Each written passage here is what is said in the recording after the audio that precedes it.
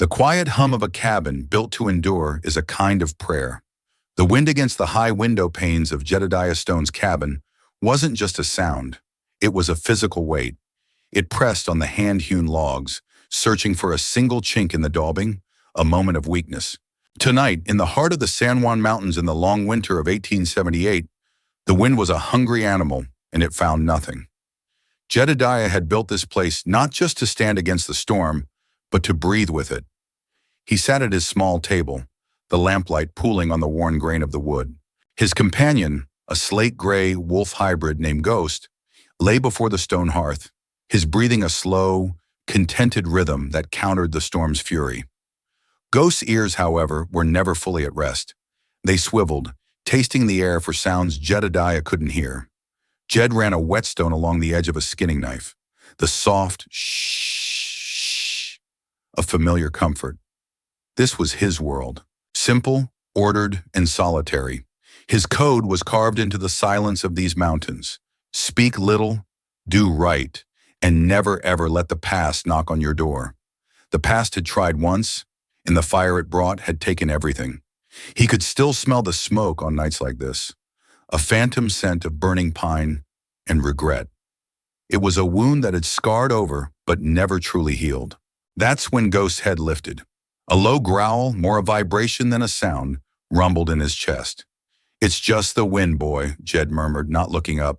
But Ghost rose, his powerful frame taut, and padded silently to the door. He didn't bark. He just stood there, a statue of pure attention, his breath fogging in the sliver of cold air that seeped under the heavy oak door.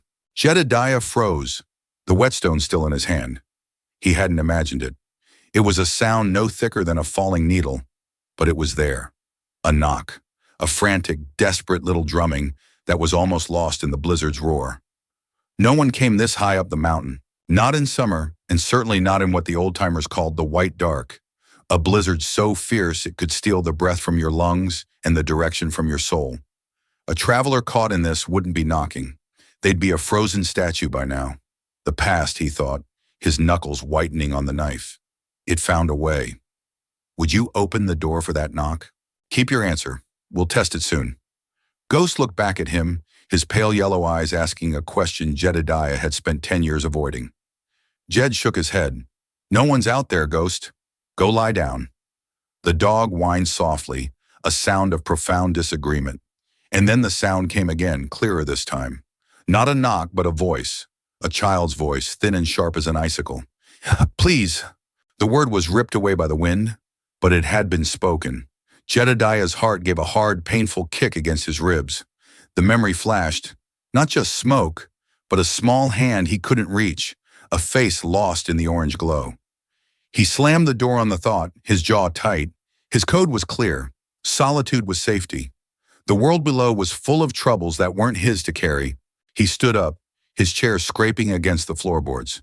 He walked to the door, intending to bar it, to add the heavy iron beam that would keep the whole world out until spring. Is this where you would turn back? But as his hand touched the cold iron, he saw a smudge of white against the door's small peephole, which was usually dark. He wiped the frost from the inside of the glass with his thumb.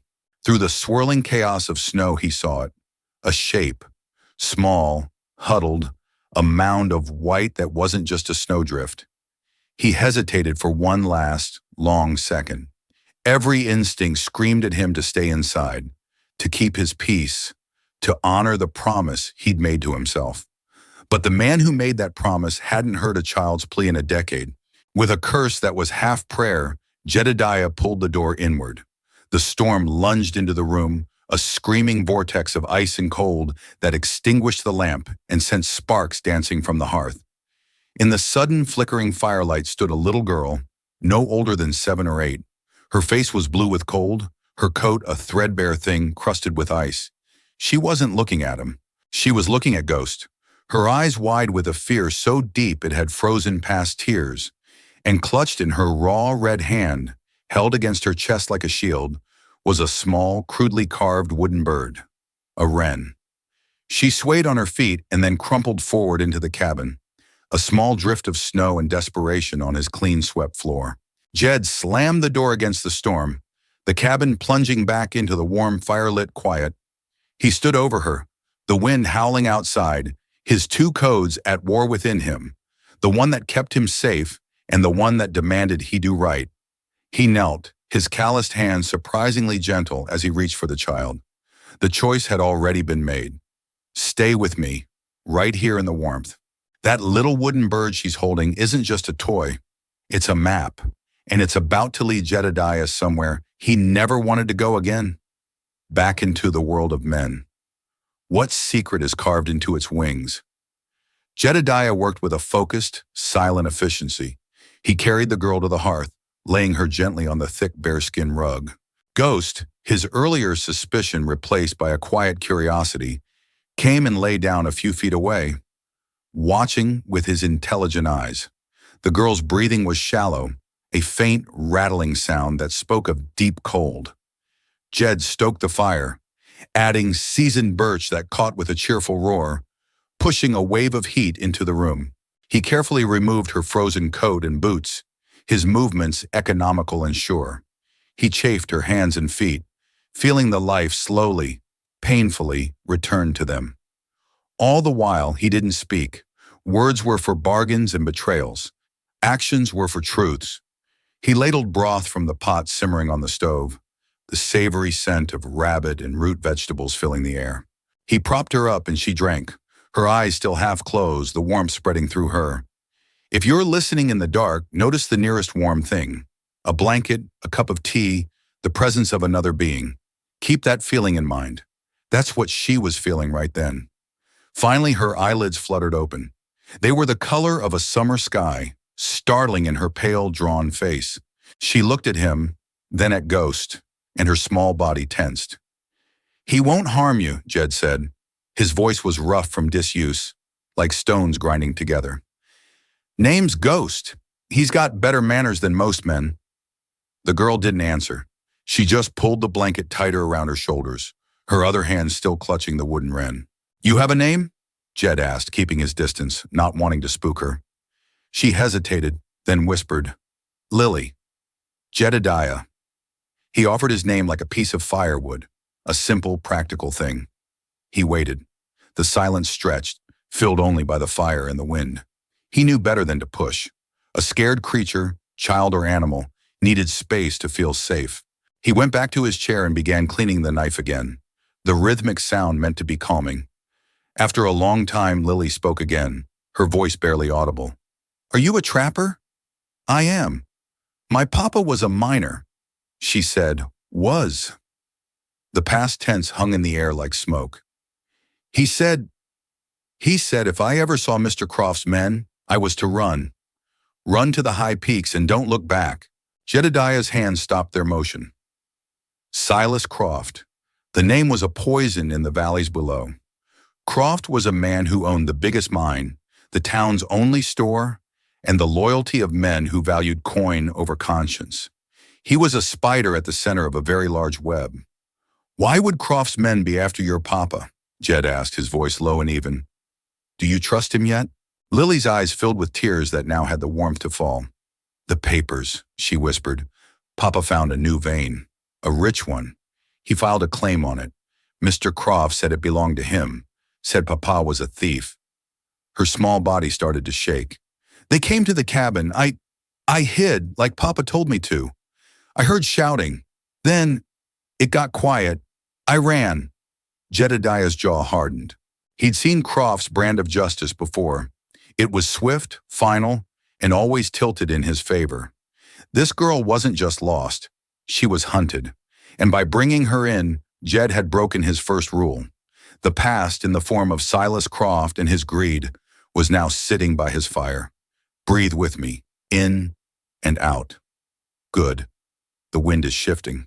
He stood and walked to the wall, running a hand over a set of angled wooden braces he'd built into the cabin's frame. They were his own invention, designed to take the brunt of the wind's force and distribute it down into the foundation.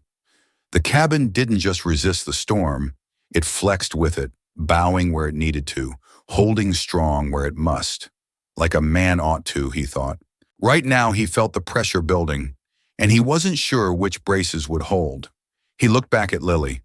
She had fallen into an exhausted sleep, her face softened, one hand still curled around that little wooden wren. He walked over and gently picked it up from her loosened grip. He'd seen carvings like it before. The wood was aspen, light and strong. The knife work was simple but certain. But it was the underside of the tail feather that caught his eye. His breath caught in his throat. It was a maker's mark, a mark he knew. It belonged to a woodcarver he'd known a lifetime ago, a kind man named Samuel, back before the fire. Before he had retreated from the world, Samuel had been his wife's father.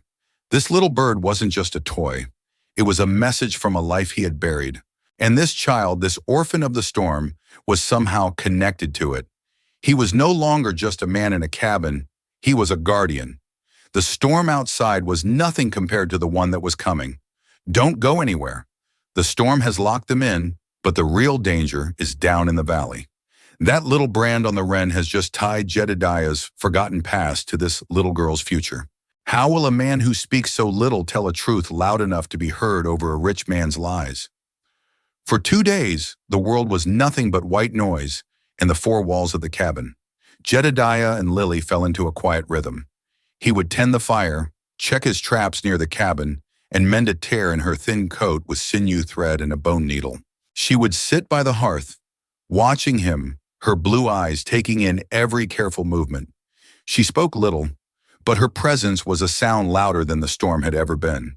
It was the sound of a promise he hadn't known he'd made. On the morning of the 3rd day, a profound silence woke him. The wind had gone. Jedediah rose and unbarred the door, pushing it open against a drift of fresh powder. The world was reborn. The sky was a brilliant, aching blue, and every surface, every pine bough, every rock, every inch of the mountain was draped in a thick, immaculate blanket of snow. The air was so cold it felt sharp in his lungs, clean and pure. If you've ever seen the world after a great storm, you know that stillness. It's the quiet of a world holding its breath. Lily came to stand beside him, wrapped in one of his old wool blankets. "It's so bright," she whispered, squinting. "Snow blindness is a real danger," Jedediah said, his voice practical. "Don't stare at it too long." He looked at their dwindling woodpile, the nearly empty flour sack. The storm had bought them time, but time was a currency they were running out of.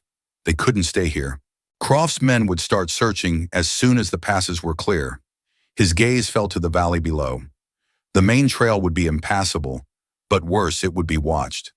There was another way, an old trapper's route that followed the spine of the ridge before dropping down to cross the Blackwater River. It was treacherous, but it was their only chance. "We have to move," he said, more to himself than to her. While Lily ate the last of the rabbit stew, Jedediah packed a small satchel, pemmican, a flint and steel, his knife, and a coil of rope. He picked up the wooden wren from the mantelpiece where he'd placed it. He turned it over and over in his hands, his thumb tracing the maker's mark, that familiar S in a circle. Samuel had always said his carvings held more than just wood. "Every piece tells a story, Jed," he used to say. "You just have to know how to read it." Jedediah looked closer. His eyes, trained to spot the flick of a rabbit's ear at 50 yards, saw what he'd missed before. On the underside of the tiny fanned-out wings were a series of small, deliberate nicks and gouges. They weren't mistakes. They were a pattern. His breath fogged in the cold air of the cabin. To anyone else, it was just whittling. To him, it was a language. A short gouge for a stream, a deep V for a ravine, a series of crosshatches for a rock slide. Samuel was showing him a path. Not the main trail, not even the trapper's route he'd been planning. This was a hidden way, a deer trail that cut through the old-growth forest, avoiding the open slopes where they'd be easily spotted. It led to a specific spot on the Blackwater, a place marked with 3 small burned dots. An old ice bridge, maybe? A place where the current ran slow and the freeze was deepest? He looked at Lily, who was watching him with solemn curiosity. Her father must have known. He must have given her the bird not just as a comfort, but as a key. "Your papa was a smart man," Jedediah said, his voice thick with an emotion he couldn't name. He tucked the bird safely into his coat pocket. They set out an hour later, Jedediah breaking trail through the deep snow, Lily following in his footsteps, ghost scouting ahead. The cold was a constant biting pressure. They moved in silence, conserving energy, their world reduced to the crunch of snow, the burn of their lungs, and the steady presence of each other. By late afternoon, following the map in his pocket, they reached the banks of the Blackwater River. It was a terrifying sight, a wide, flat expanse of white, veined with cracks of dark blue. In most places, the current's powerful surge was visible beneath a dangerously thin sheet of ice. If you listened to the quiet from Uram, you might have noticed the sound of the cabin's logs settling. Ice makes a sound like that too, a groan that warns you of its weakness. Ghost padded to the edge, whining low in his throat. He wouldn't step onto it. Jedediah scanned the river, his eyes finding the landmark from the carving, a trio of skeletal aspens standing together on the far bank. This was the spot, but the ice here looked no different from anywhere else. Was Samuel's knowledge from a colder winter? Had the river changed? Is this where your courage would fail you? Jedediah took a tentative step onto the ice. It held. He took another. A loud crack echoed in the silent air, and a spiderweb of fractures shot out from under his boot. He froze, every muscle tensed. Lily let out a small gasp from the riverbank. Slowly, carefully, Jedediah began to back away. The map had led them here, but the river had its own code, and it wasn't one he could read. Hold your breath. He's trapped between a frozen river and the men hunting a little girl. But that wooden bird holds one more secret, and Ghost is about to show him what it is. Don't move a muscle.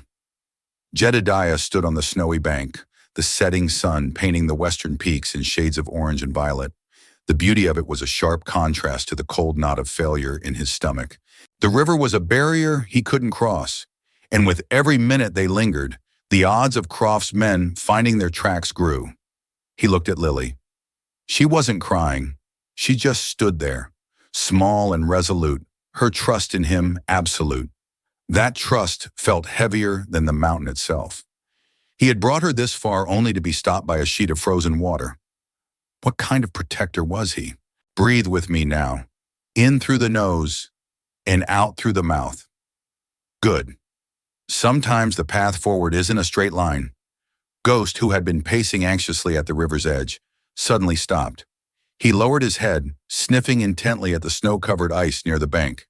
Then he began to dig, not frantically, but with purpose, pushing aside the deep powder with his nose and paws. Jedediah watched him, curious. After a moment, Ghost looked up, whined, and nudged a patch of cleared ice with his snout. Jedediah knelt down. Wiping away the last of the snow, he saw it. The ice here was different. It wasn't the clear, glassy blue of the rest of the river. It was milky, opaque, and thick with trapped air bubbles. It was old ice, anchor ice, formed at the riverbed and held fast by a submerged sandbar. It was a natural bridge, hidden beneath the new snow. The three burned dots on the wren hadn't just marked a location. They'd marked a type of crossing. Samuel had known. "Good boy, Ghost," Jedediah murmured, running a hand through the thick fur on the wolf hybrid's neck. He tested the milky path. It was solid, groaning under his weight but holding firm. He crossed first, securing a rope to one of the aspens on the far side. Then he returned for Lily, tying the other end carefully around her waist. "Don't look down," he said softly. "Just follow my steps. I've got you." She nodded, her small mittened hand gripping his. They moved across the ice together, a slow, deliberate journey over the dark, rushing water. When her feet touched the solid ground of the far bank, Jedediah felt a release of tension so profound, his knees nearly buckled. He had kept his promise, for now. They made camp in a thicket of pines a mile from the river, the fire small and nearly smokeless. As he was portioning out the last of the pemmican, Ghost's ears went flat. A low, menacing growl started deep in his chest. Jedediah extinguished the fire with a handful of snow in one swift, silent motion. He pulled Lily behind a massive fallen log, his hands signaling for Ghost to stay quiet. Two riders emerged from the trees, their figures stark silhouettes against the moonlit snow. Croft's men. Jed could tell by the arrogant way they sat their saddles. "Tracks end back at the river," one of them grumbled, his voice carrying in the cold, still air. "He must have tried to cross and went in. The girl, too." "Good," the other one said with a coarse laugh. "Saves us the trouble. Croft just wants the papers anyway." said the girl's father was a fool for filing that claim. A claim for what? A bit of shiny rock? The second man's voice lowered, conspiratorially. Not just the rock, you idiot.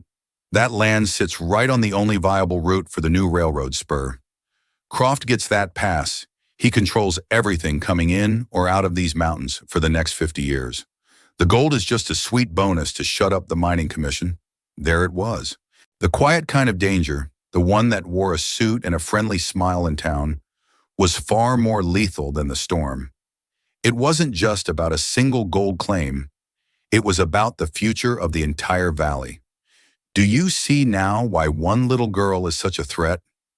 The men lingered for a moment, complaining about the cold, before turning their horses back the way they came. Jedediah waited until the sound of their hoofbeats had completely faded. He slowly let out a breath he didn't realize he'd been holding. Lily looked up at him, her eyes wide in the moonlight. "They think we're gone," she whispered. "For now," Jedediah said. He looked toward the distant lights of the next town, a place called Providence. It was a small, independent settlement, not yet under Croft's thumb. It was their best hope. But getting there meant walking back into the world he had left behind, a world of men in their complicated greed. He would have to speak, to argue, to convince people to believe the word of a reclusive trapper and a lost little girl against the power of a man like Silas Croft. He felt the old fear, the urge to retreat, to pull the silence of the mountains back around him like a shroud. But then he felt the small wooden wren in his pocket, its edges worn smooth by a child's fearful grip. It was more than a map. It was a claim on his protection, a claim on his courage. And for the first time in 10 years, Jedediah Stone felt the weight of his own name and knew he had to live up to it. They made it across the river, but they've walked straight into a bigger fight. How can one quiet man and a little girl stand against the richest man in the territory? The answer is waiting in the town of Providence, and it's not what you think. Stay close. The journey to Providence was a slow pilgrimage through a world of white and blue. They followed the river valley, keeping to the thick timber where the trees broke the wind and hid them from view. Jedediah moved with the tireless, ground-eating pace of the long-distance hunter, but he kept it slow for Lily, watching her for any sign of faltering. She never complained. She walked in the track he broke, a small, determined figure, her face wrapped in a spare scarf he'd given her. Ghost ranged ahead and to the sides, a silent gray scout, his senses tasting the air for any hint of danger. Several times he would freeze, his head cocked, and Jedediah and Lily would melt into the shadows of the forest until the wolf hybrid gave a soft woof that meant the way was clear. They were a pack of three, bound by a shared threat and an unspoken trust. That evening, they found shelter in a shallow cave carved into a rock outcropping, the entrance shielded by the frozen cascade of a waterfall. Jedediah built a small, hot fire deep inside, its light barely visible from the outside. The warmth was a blessing, thawing the deep chill from their bones. As they ate, Jedediah finally broke the comfortable silence. He pulled the wooden wren from his pocket and held it in the firelight. "Lily," he said, his voice gentle, "this bird, your papa gave it to you?" She nodded, chewing slowly. "He did. For my birthday last spring. He said it was made by a friend, a good man he knew a long time ago."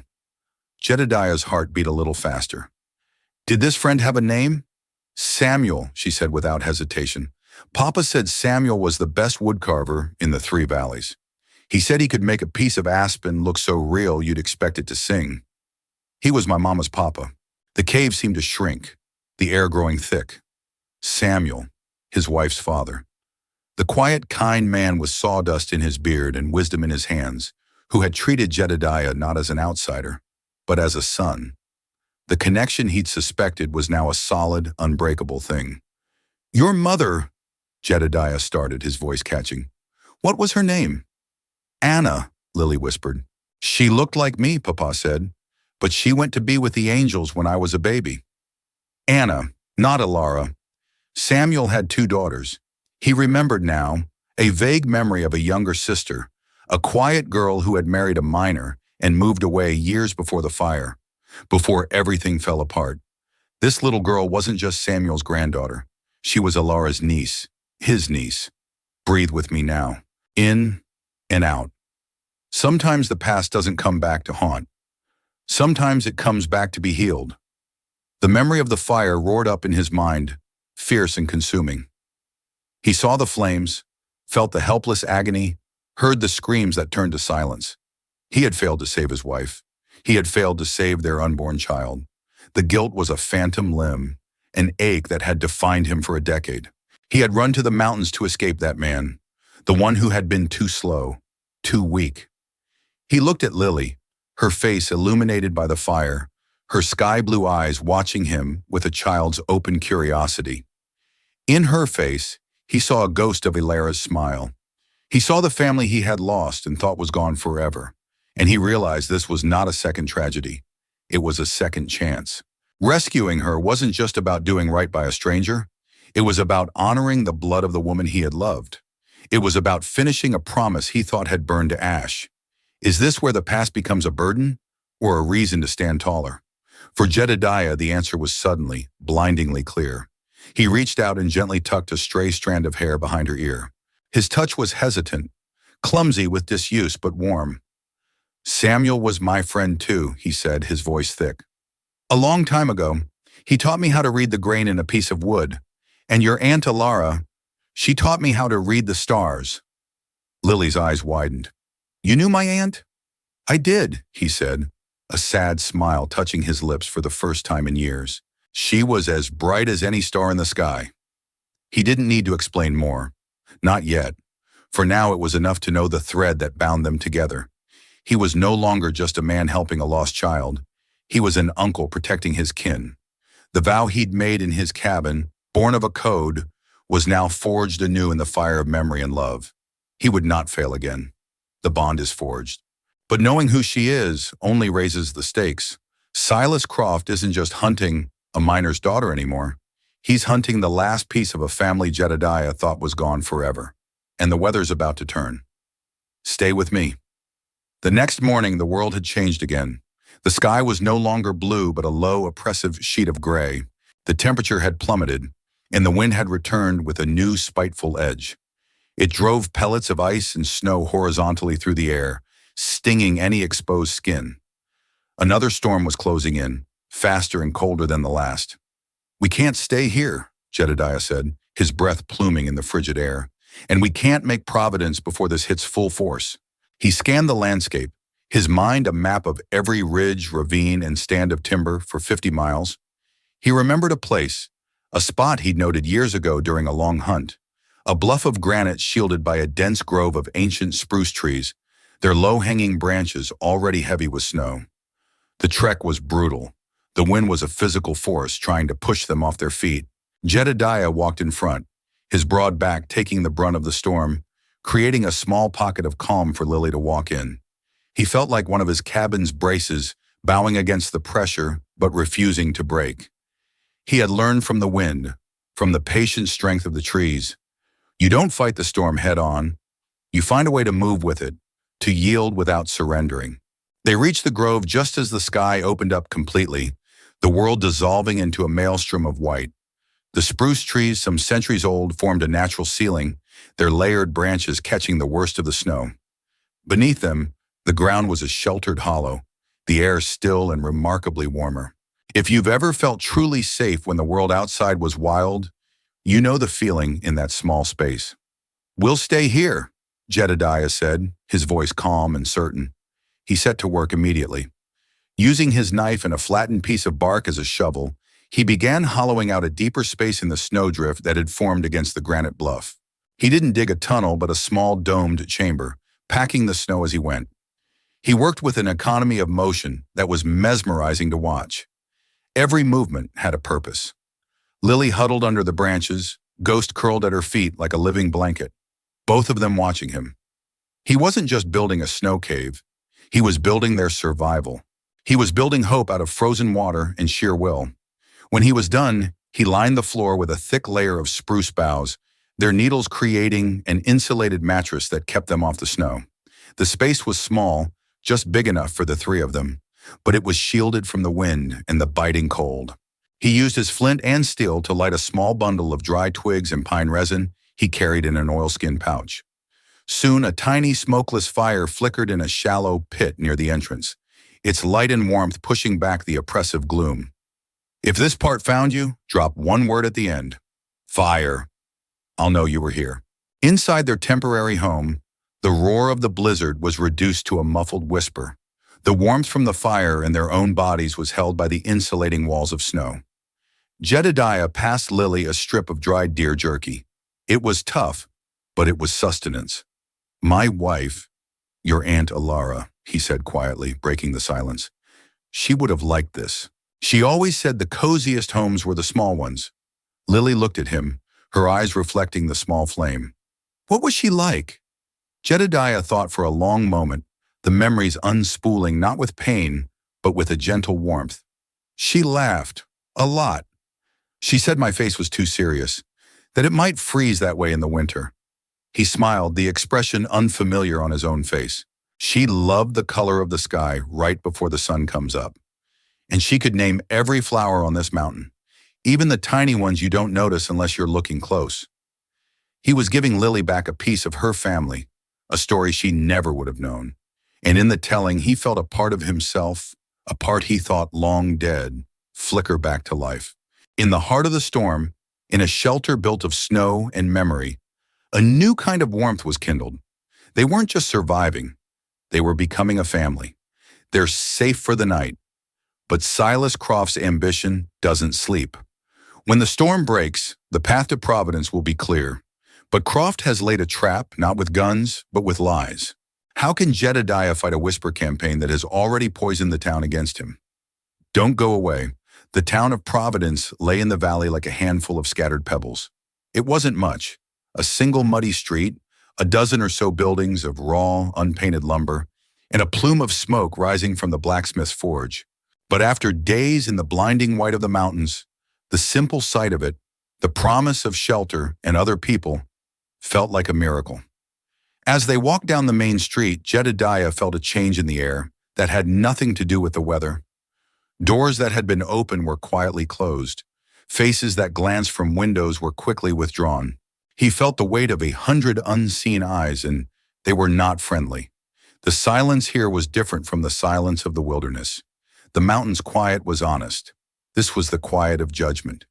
He led Lily toward the largest building, which had a sign that read, Providence Mercantile and Assayer. A bell tinkled as they entered. The air inside was thick with the scent of coffee beans, cured leather, and something else. Suspicion. The storekeeper, a man with a pinched face and spectacles, looked up from his ledger. His eyes widened, first at Ghost, who stood quietly by the door. Then they narrowed on Jedediah. Can I help you? The man asked, his tone as cold as the wind on the ridge. Need supplies, Jedediah said, his voice low. And I need to speak to the assayer about a claim. The storekeeper's lips thinned into a line. We don't do business with kidnappers here. The word hit Jedediah like a physical blow. He felt Lily flinch behind him, her small hand tightening its grip on his coat. And we heard what happened to poor Tom Miller, the man continued, his voice rising with self-righteous certainty. Lost his mind to gold fever, they say. Croft's men tried to help him, but he ran off into the storm, dragging his own girl with him. There's a reward for her safe return. He looked pointedly at Lily, and for the man who took her. So this was Croft's trap, a story, neat and tidy, that painted a grieving father as a madman and a rescuer as a villain. A lie is lighter than a feather, but it can travel farther and faster than a bullet. Is this the kind of fight you would know how to win? Before Jedediah could form a response, the bell on the door tinkled again. Silas Croft entered, and it felt as if he brought all the air in the room with him. He was dressed in a fine wool coat, his face clean-shaven, his smile practiced and pleasant. He was the very picture of civilization. He ignored Jedediah and knelt down, his voice dripping with false concern. Lily, my dear girl, we were so worried. Your father, he wasn't well, but you're safe now. Come with me. We'll get you warm and fed.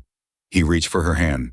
Lily shrank back, hiding herself more deeply behind Jedediah's legs. Jedediah didn't move, didn't speak. He just stood there, a silent mountain of a man, a bulwark between the girl and the smiling wolf. "Now see here," Croft said, standing up, his smile finally fading. He addressed the small crowd of men who had gathered at the door, drawn by the confrontation. "This vagrant has clearly terrified the poor child. He's probably after the reward." Jedediah knew he had to speak. His words felt like rusty tools, clumsy and ill-suited for the task. Her father was Tom Miller. He was no thief and no madman. He was murdered for his claim. Croft laughed, a short, dismissive sound. "And who are you to make such an accusation? No one knows you." Jedediah reached into his coat. For a tense second, the men at the door shifted, thinking he was reaching for a weapon. Instead, he brought out the small wooden wren. He held it out on his calloused palm.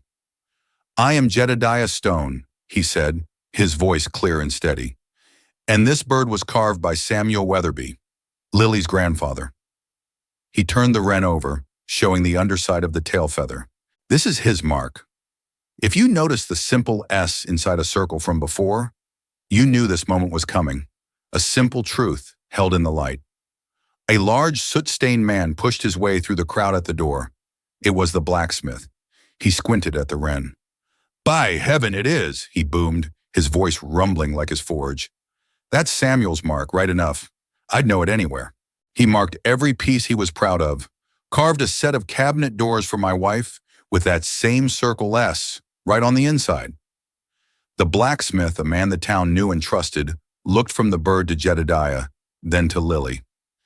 "And if you're tied to Samuel Weatherby," he said, his gaze locking with Jedediah's, "then you're no vagrant in this town." The mood in the room shifted. It was a small thing, a seed of doubt planted in the fertile ground of Croft's lie. Croft's face hardened, the pleasant mask falling away to reveal the cold ambition beneath. He had lost control of the story. "This changes nothing," Croft snapped.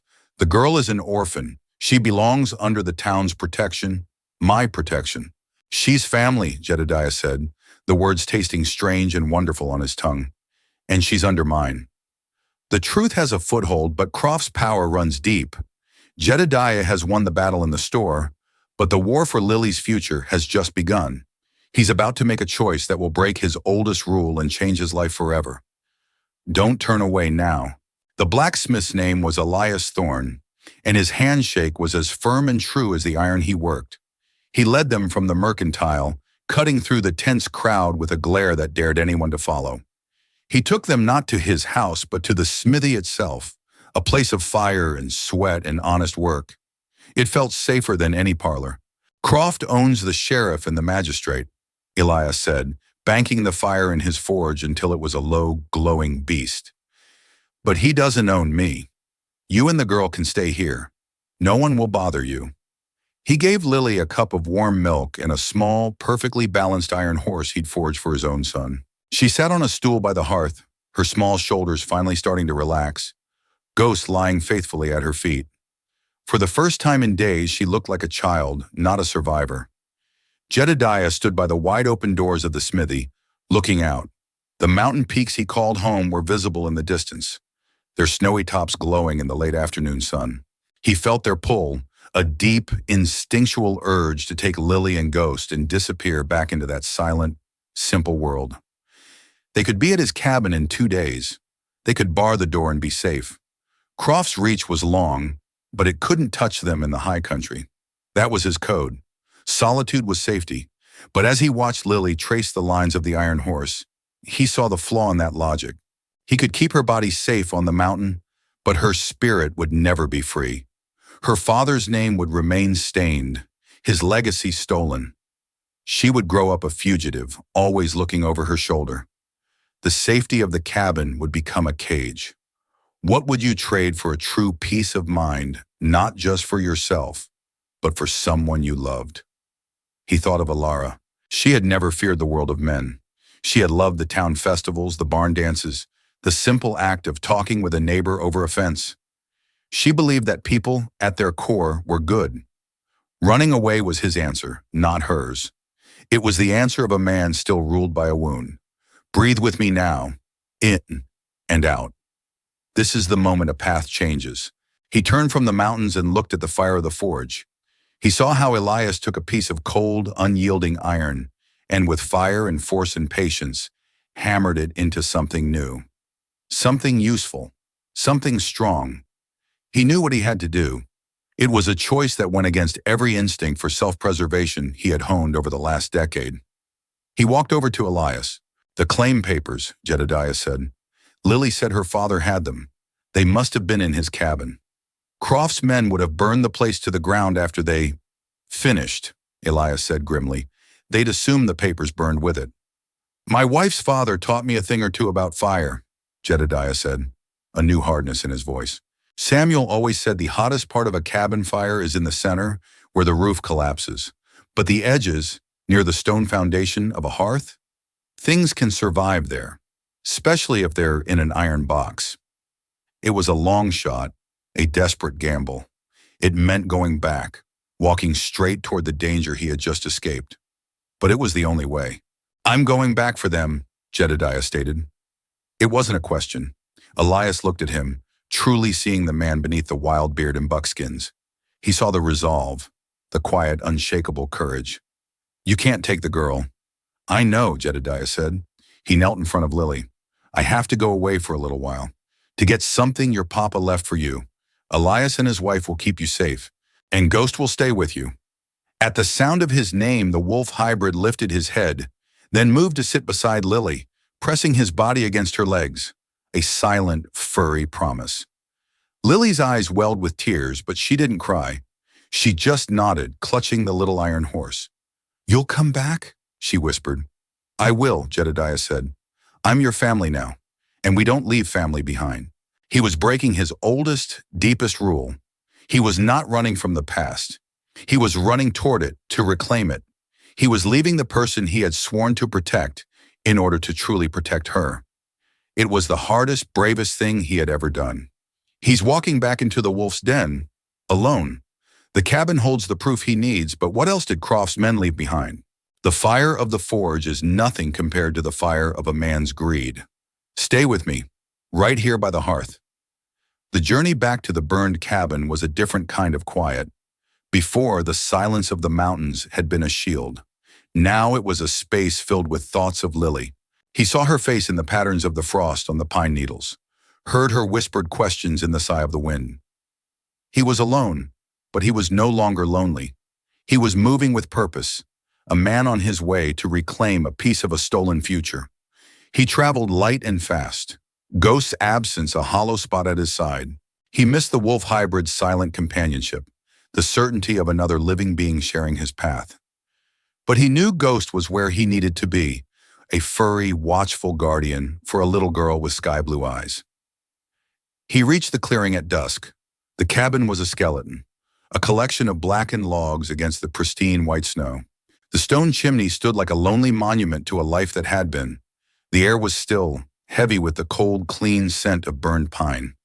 Jedediah stood for a long moment, a silent eulogy for Tom Miller, a man he'd never met, but was now bound to by blood and promise.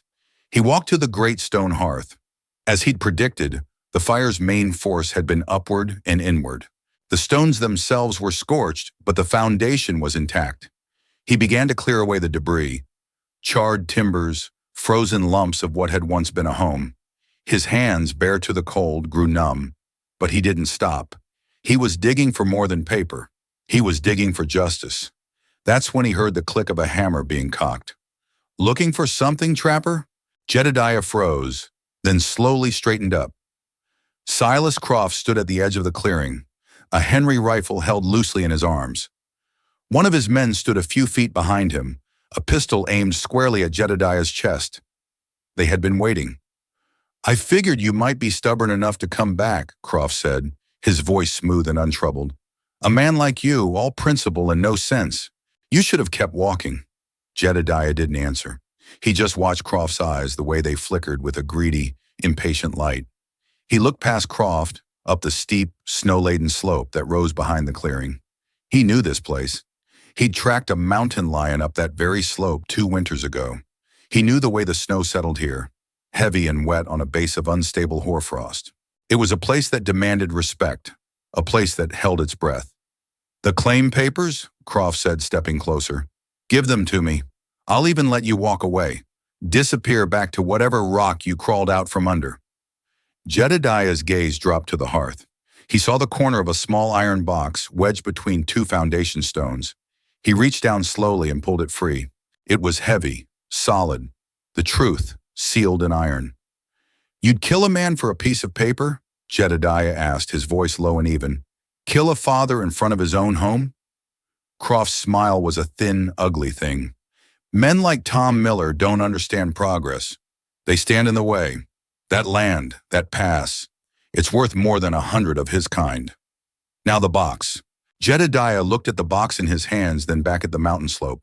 He saw the subtle signs he'd been trained to read for a decade. A faint fracture line near the cornice. The way the snow seemed to sag under its own immense weight. The setting sun had warmed it just enough during the day, and now the plunging temperature was making it brittle. All it needed was a push, a sound, an echo. Is this where a man's home becomes his weapon? He tossed the box, not to Croft, but a few feet to the side, where it landed with a heavy thump in the deep snow. As Croft and his man instinctively turned toward the sound, Jedediah filled his lungs with the cold, sharp air and shouted. It wasn't a word. It was a raw, primal sound, a roar of grief and fury and protection that he had held inside for 10 years. It was a sound meant to break the silence. The roar hit the face of the mountain and bounced back, amplified. For a heartbeat, nothing happened. Then, a deep, resonant crump echoed from the high slope, a sound like the world cracking in half. A fracture line shot across the snowfield. The entire face of the slope seemed to liquefy, a vast white wave of snow, ice and rock detaching and beginning to slide. It wasn't a mountain killer of an avalanche, but it was big enough to change everything. Croft's man screamed and scrambled back, but the slide was too fast. It surged into the clearing, a thundering river of white.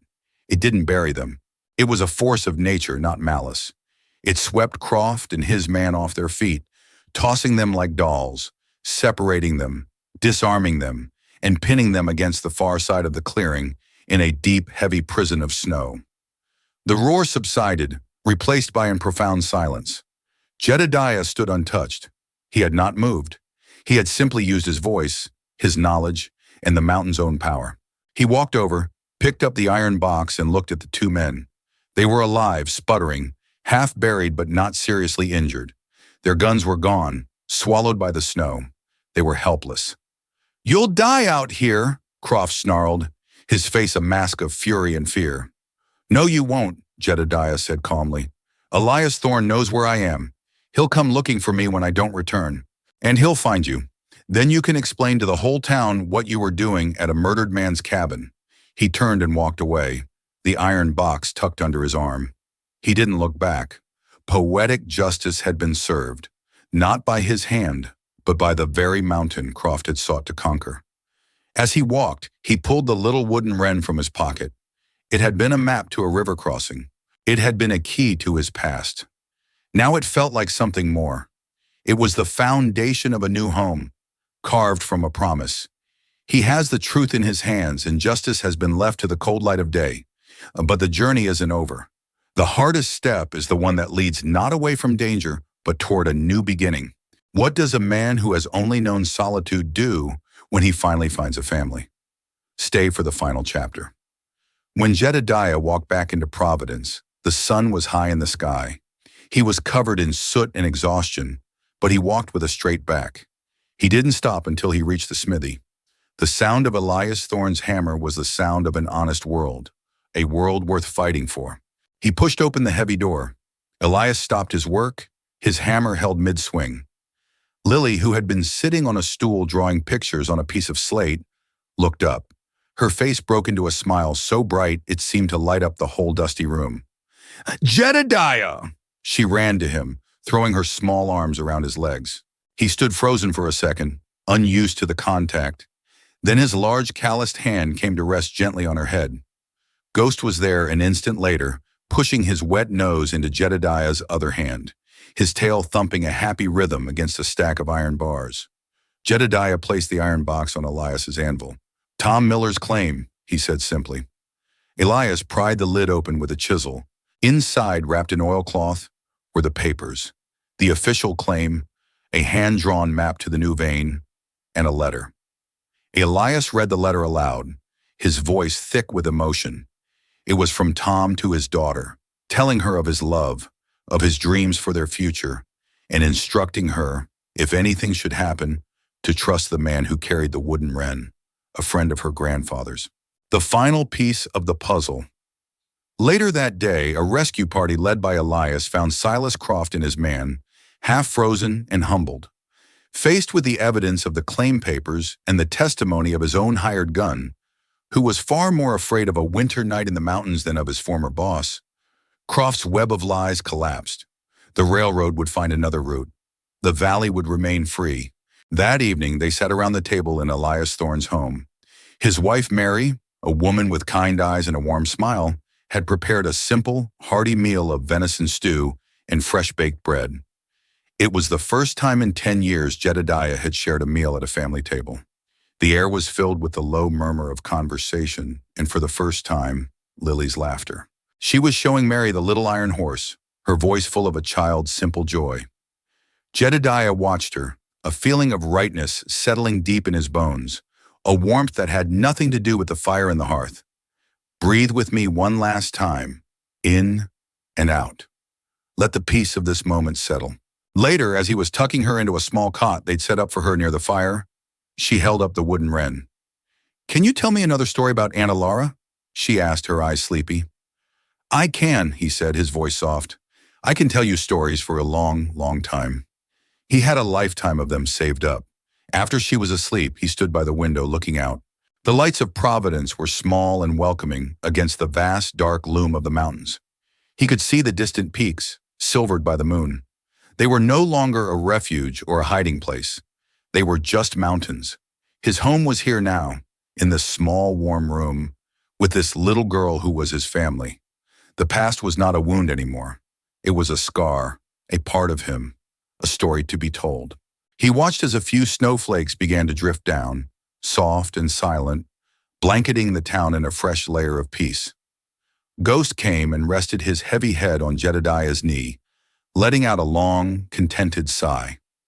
Outside the smithy, a deer and her fawn stepped cautiously into the street, leaving a set of fresh, delicate tracks in the new snow before disappearing back into the quiet of the night. A new day was coming, a good one. The weeks that followed were a season of gentle thawing, both for the mountains and for Jedediah's heart. The iron grip of winter loosened its hold on the valley, and the world began to breathe again. Snow receded from the muddy street of Providence, revealing the promise of green beneath. Jedediah, Lily, and Ghost had moved into a small, clean room above the smithy, the rhythmic sound of Elias's hammer a constant, reassuring heartbeat to their new life. Jedediah was learning a new set of skills, not how to track an elk or read a storm, but how to sit at a dinner table and share a story, how to help Lily with the letters of the alphabet Mary Thorne was teaching her, how to accept a cup of coffee from a neighbor without feeling the need to retreat. He was learning the language of belonging. Lily, in turn, was blossoming.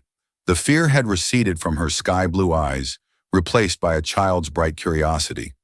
She spent her days in the warm, bustling kitchen with Mary, or in the smithy, where Elias let her pump the bellows, her face alight with effort and importance. The little wooden wren now sat on the windowsill of their room, a silent guardian watching over her. But peace, Jedediah was learning, is a fragile thing in the world of men. Silas Croft had been brought back to town, shamed and exposed. He'd paid a fine, his reputation was in tatters, but his wealth remained a potent weapon. He did not leave. He simply retreated into the shadows of the town's economy, and from there, he began to squeeze. It started subtly. The freight wagon that brought Elias his iron and coal from the east was suddenly delayed for a month.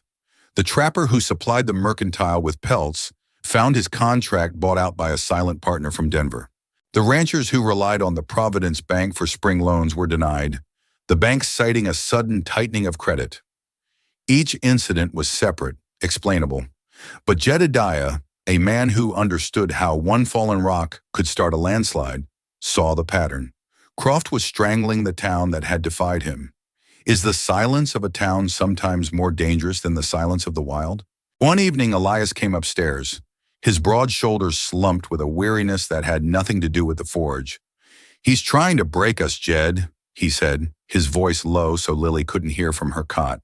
"He's called in my marker at the bank, the one I took out to expand the smithy 2 years ago. I have 60 days to pay, or he takes everything." Jedediah felt a cold, familiar anger rise in him. This was a fight he didn't know. He couldn't face this enemy with a knife or a rifle. He couldn't track it in the snow. It was a battle of paper and coin, of whispers and influence. He felt like a bear in a china shop, his strength useless. "The claim," Elias said, his eyes finding the iron box that sat on their mantel. "It's our only hope. If we could get to it, pull out enough ore to prove its worth, we could get a loan from a bank in the capital, one Croft can't touch." Jedediah nodded, his jaw tight. He knew Elias was right, but the high passes were still choked with snow. It would be another month, maybe more, before they were safely passable. A month they didn't have. He spent the next few days walking the edge of town, his gaze fixed on the mountains. He was wrestling with the problem, turning it over and over like a stone in his hand. He felt the old pull, the desire to simply take Lily and walk back to his cabin, to leave this complicated, messy world behind. But when he looked back at the town, at the light in the Thorns' window, he knew that was no longer an option. This was his fight now. This was his home to defend. That afternoon, he found Lily sitting at the small table, drawing on a piece of slate with a charcoal nub. She was sketching the mountains from memory, but her drawing was strange. It showed a creek, a stand of skeletal aspens, and a rock face.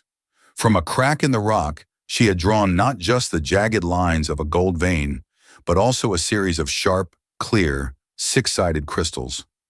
Jedediah knelt beside her. "What are these, Lilybug?" he asked softly. "Shiny stones," she said, not looking up. "Papa said they were special, said they were clearer than glass and harder than steel. He said the gold would make us rich, but the shiny stones would build the future." Jedediah's mind flashed back to a conversation he'd overheard between two surveyors years ago. They'd been talking about the coming railroad, about the need for high-quality quartz for precision instruments, for lenses, for the new telegraph insulators. They said a pure vein would be worth 10 times its weight in gold. If you remember the mention of the railroad spur from Wa, you know this is more than a child's drawing. It's a map to the valley's salvation. Croft hadn't just wanted the gold or the land for the pass. He had known about the quartz. He'd been after the future itself. Jedediah stood up, a new resolve hardening his face. He couldn't wait for the passes to clear. He knew another way, a dangerous way, a high, wind-scoured ridge that was kept mostly clear of deep snow by the constant gales. It was a route no one in their right mind would take in early spring. But he wasn't just any man. He was a man of the mountains, and he would use the mountain's own harshness as his shield.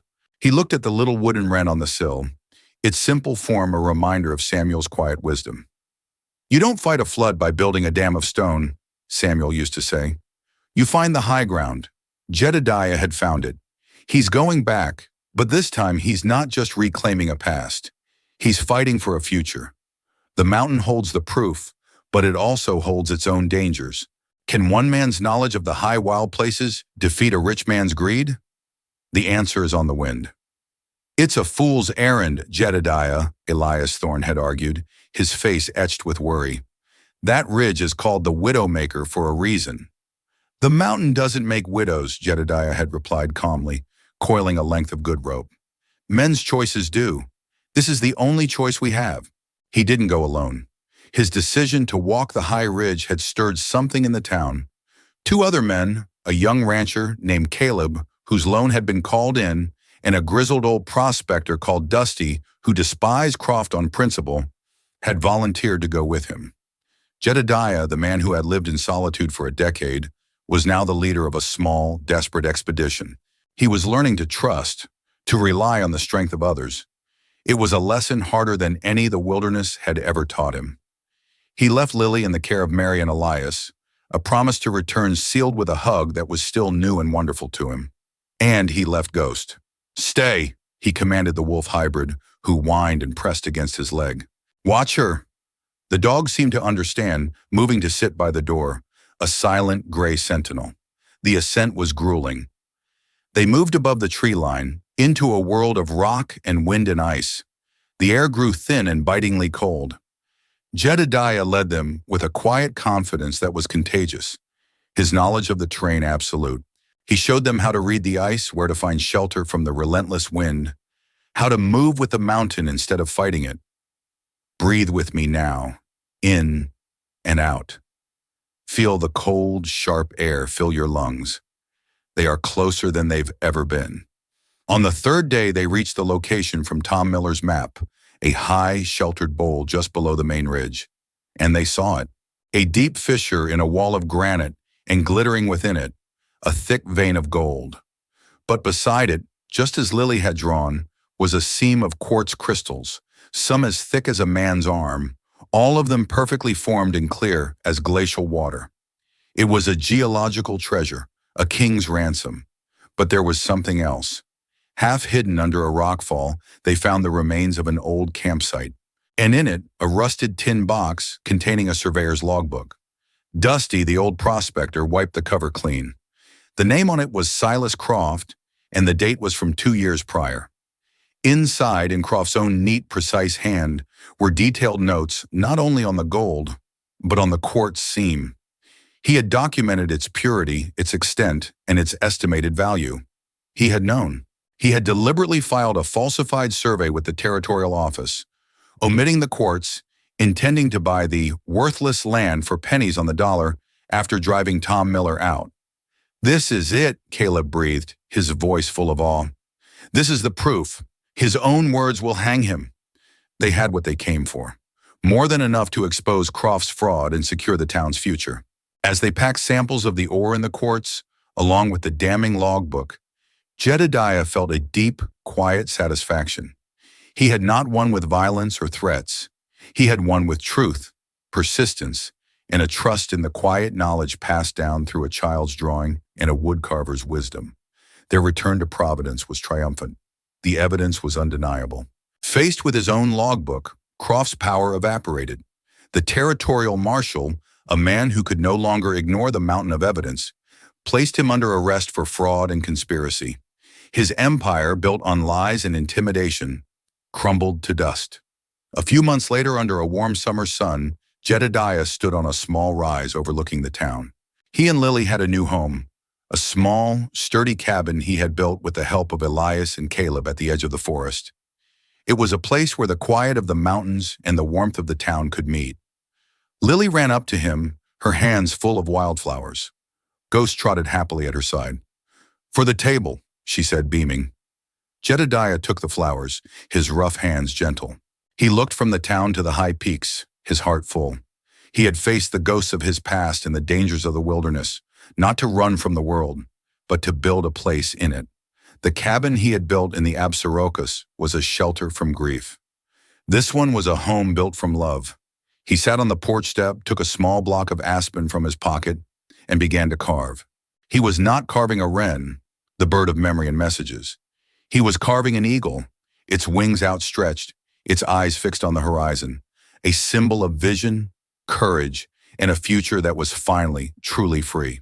The silence was still his friend, but now it was a comfortable silence, filled with the promise of a shared life, the sound of a child's laughter, and the steady, quiet beat of a healed heart.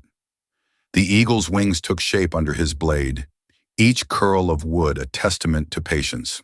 Lily sat beside him, meticulously arranging her wildflowers in an old tin can, her humming a soft counterpoint to the distant clang of Elias's hammer. The world, for the first time in a long time, felt settled, its ledger balanced. The rhythm was broken by the arrival of the circuit mail rider, a rare sight so soon after the thaw. He was a wiry man, his face leathered by sun and wind, and he dismounted with a weary groan. He had a small bundle of letters for the town, most for the mercantile, but he sorted through them and pulled one aside. "This one's a puzzle," the writer said, holding out a dusty envelope. "Been chasing its owner for months. Addressed to a Tom Miller, care of the Providence Assayer's office." The name fell into the peaceful afternoon air like a stone into a still pond. Jedediah stopped carving. The letter was postmarked from California, dated from the autumn before the snows, before the murder, before everything had changed. It had traveled a long, slow road to find its way to a dead man. Jedediah took the letter. The paper was thick, the handwriting on it an elegant feminine script. He felt the weight of it in his hand, not just paper and ink, but a ghost, a question from a life that had been violently silenced. He looked at Lily, who was watching the rider's horse with innocent fascination, and a new, uncertain quiet settled over him. What final secret had Tom Miller left behind? And did opening this letter mean inviting the outside world with all its forgotten troubles back into their small, hard-won peace? His thumb broke the seal.